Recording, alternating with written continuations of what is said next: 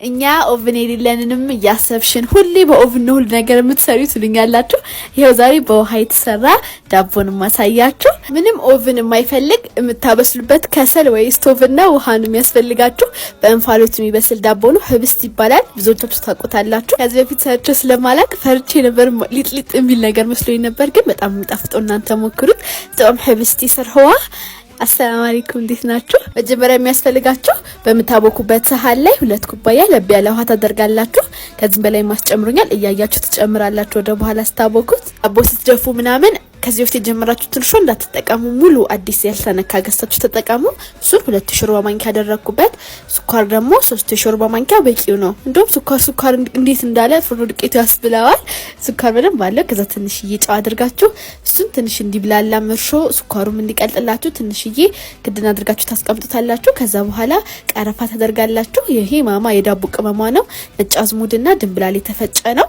ከዛ 3 ሾርባ ማንኪያ መህል ዘይት አድርጋችሁ እሱ አንድ ላይ ከደረሳችሁ በኋላ 1 ኪሎ ዱቄት የተጠቀምኩት። ከዛ ጥቁር አዝሙድ ደግሞ ማትወዱ የለቀማችሁ መታወጥ ካላችሁ ትንሽ ያድርጉበት። ይሄ ትንሽ በስቶበታል። እሱም በጃጁ ፍትግ አድርጋችሁ ትጨምሩበታላችሁ፣ ጣዕሙም ሽታውም እንዲወጣላችሁ። ከዛ እሱ ለስለስ አድርጋችሁ ማብካት ነው። ሳታደርቁ ለስለስ አድርጋችሁ በኋላ ይታዘዝላችሁም። እኔ ለ1 ሰዓት አስቆዩት በቂው ነው። እኔ ግን መብራት ስለጠፋ ከ3 ሰዓት በላይ ነው የቆየው። በጣም ሙልት ብሎ ነው ኩፍ ያለው ሁላ። እጄ ላይ ትንሽ ዘይት አደረኩኝና አየሩን አወጣጣሁለት። ኮባ ተጠቀሙ ለፓትራችሁ። እኔ ኮባ ስላጣሁኝ ይሄ አቮካዶ ቅጠል አለ አይደለ፣ እሱን የተጠቀምኩት። ከዛ ታችም ሁሉንም ድፍን ታደርጉታላችሁ። ጎኑ ኩፍ ሲል ደግሞ እንዳይዝ ትንሽዬ ዘይት ቀባሁት። ከዛ ሊጣችሁን እኩል በኩል እንትን ፓትራችሁ ላይ መደብለል ነው። ትንሽዬ ለ40 ደቂቃ ደግሞ ታደርጉታላችሁ ኩፍ እንዲል ለ30 ደቂቃ ያህል። ከዛ እንደዚህ ቅርጽ አውጡለት። ይሄ ድስት ደግሞ ከገላግሌ ተላከልኝ። አሁን ለበዓል ዶሮ መስራት ትፈልጉ እስከ 3 ዶሮ ድረስ መስራት ይችላል። ቂቤ ለማንጠር በሉ 12 ሊትር ነው የሚይዝላችሁ። አይፋፋቅም፣ ምንም አይልም። ጠንካራ እማይዝ ድስት ነው። እማይዝ ድስት የሚታወቀው በውፍረቱ ነው። ይህንንም ገዝታችሁ ስትሞክሩት ታውቁታላችሁ። በጣም ቆንጆዬ ድስት ነው።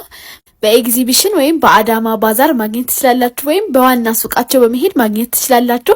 አሁን ረመዳንም እየደረሰ ደርሶ ሾርባ ለመቀቀል በሉ ለምንም እማይዝ ድስት ያስፈልጋችኋል። ስቴንለስ ስቲል ድስት ነው።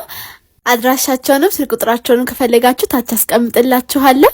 ከዛ ድስታችሁ ውስጥ የፈላ ውሃ ታደርጉና ከፍ አድርጎ እንዲያስቀምጠው ይሄኛው ብረት ካላችሁ ውሃ ታደርጉበታላችሁ።